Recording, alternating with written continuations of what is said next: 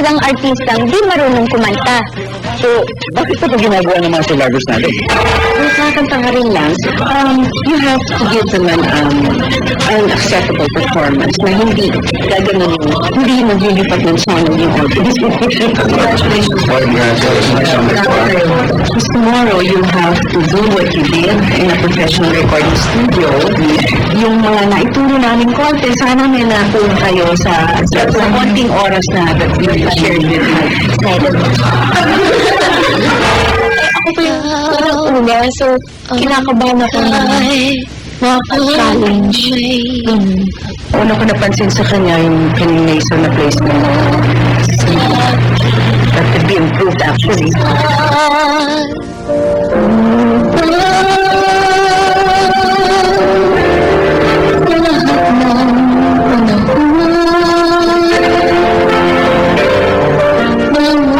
Yung parang na-realize ko na I need more practice talaga everyday kahit hindi mo kailangan kantahin. Practice mo.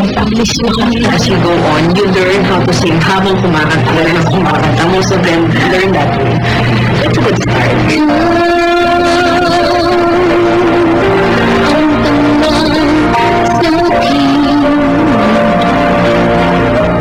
She needs to be more aggressive about it. She's going to get somewhere. There are moments I remember. Every moment is right. Kaya lang so much na. At challenge ako para kantahin yung kanta. So, be careful. Kasi kasama rin sa singing ang clear na pagsabi. As time stood still with the moment that I met you, my life was changing to something new. Lagi yung mainit ako sa na choose yun. Kasi yung lyrics pala ng song is important talaga na maintindihan ng mga listeners. Every moment is right. Now that I'm with you, there's so much of love that is new. I will spend every night when close to you to wake up with somebody who can make my dreams come true. Ganda yung bata talaga sa yung talent, grabe yung ano niya, yung boses. Ay. Mahal, Gusto mo ba talagang maging singer? Or sa'yo, at least makakanta? hindi magbabago. Ikaw lang ang iibigin ko. Kahit ikaw ay lumalo at masaktan. Parang kinakabahan ako kasi mayroong parang judges yun. Oo, pareho para siyang nagsasalita. Hindi naman sa parang nagra-rap. Pero nung pinakaso na, Nakikita sa body language mo lang, ganyan. Well, sign of, kasi yan insecurity ko, ganyan. feeling ko nagkaroon lalo ng confidence.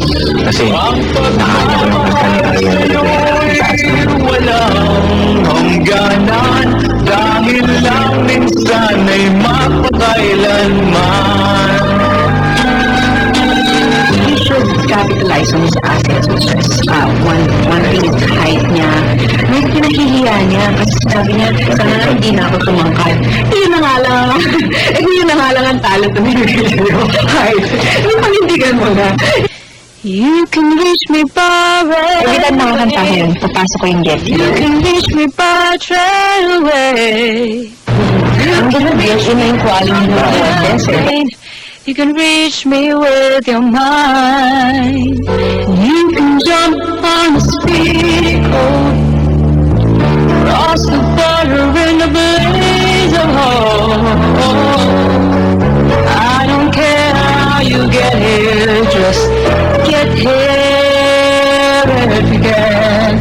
There are hills and mountains between us.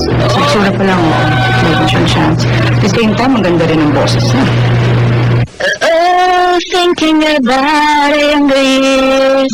Hindi talaga ako marunong kumanta, kaya ako nag-voice lesson. Kaya medyo parang yung mga kasama ko, marunong silang kumanta. I pursue hindi ka kumakanta. Tama naman din yung pagpili ko ng music. Kaya lang, nga, medyo pantay-pantay yung boses ko. Hindi magbabago. Meron kang style in pamumuha. Medyo binagad mo. Hindi mo tayo Tengah iwasan mo.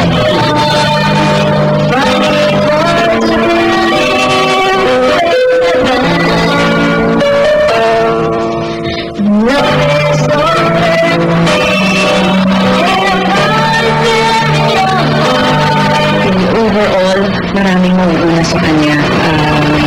And to begin with, the package isn't that complete eh.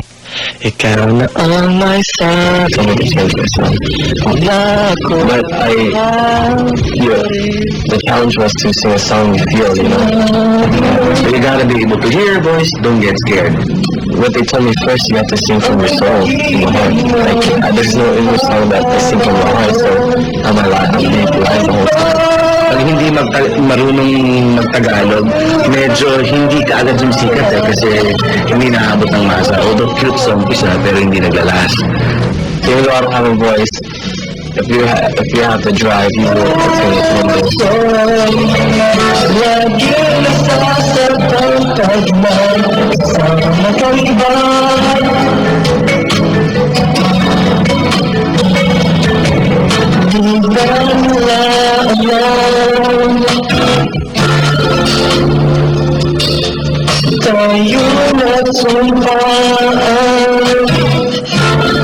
Makapal siya mag-DJ kasi ang bubbly ng personality niya. And so outgoing. And you say, hi, gano'n, napaka-friendly niya. Fearless Forecast. Sino sa tingin ng The Opera ang sisikat? Malalaman nyo sa pagbabalik ng